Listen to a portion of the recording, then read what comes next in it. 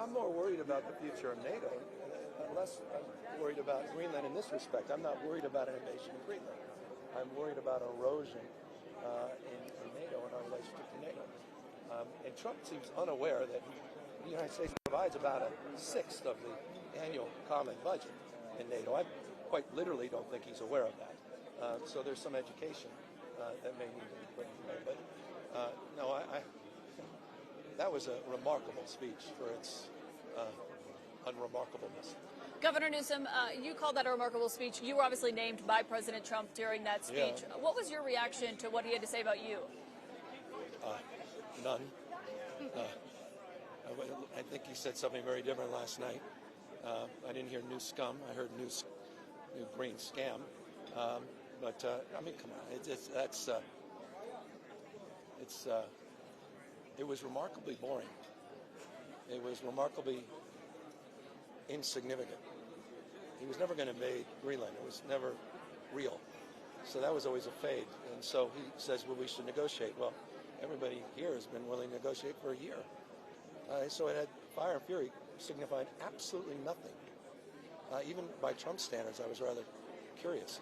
And there was boorish parts of it, but those were not even that consequential, including name-checking people he likes, people he didn't like. So, honestly, I was a little disappointed. It was a little nonplussed. Did it stand out to you that he said Iceland multiple times when he was talking about Greenland? And that every time a windmill turns, it costs $1,000. A lot of stuff stands out. None of this is normalized. There's a normalization of deviancy of consciousness and, comments and commentary. And no other president, he's held to the curve. He's graded on a curve. I mean, it's really some jaw-dropping and remarkable statements that just, fly in the face of facts and evidence and common sense. So, but they're so, you've heard them over and over and over again. Again, for the European audience, that may have been a new speech. My God, there wasn't anything new about that speech for the American audience. The only thing that was new is he said he's willing to negotiate, but wait a sec, that's not new either, because he's been saying we've wanted to negotiate for over a year.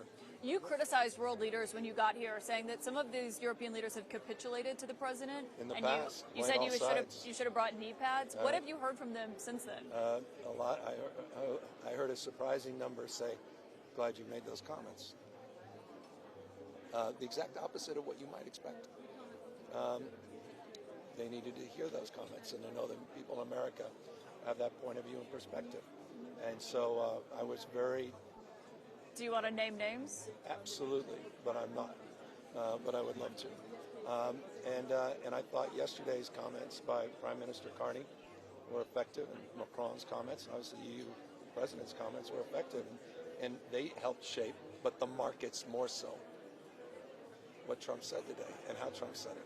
It's not even, all of this is so simple, so basic, it's not complex. And so, markets are back, gold is still running higher, so there's some medium and long-term uncertainty. But last question for me, you think that he changed talking about military forces in Greenland because the markets were affected? I don't think the military force was ever real in the first place. But I think the tone reflected deep anxiety here. Bessent, talk about him, reflecting the anxiety he heard from everybody. I mean, all the business leaders, reflected in the markets when they opened, reflected in the comments of the leadership here yesterday in 3 critical speeches. I think reflected a tonality of this speech. And so in every way it didn't surprise me at all, except for how just redundant it seemed to be with what he always says. Thank you, Governor.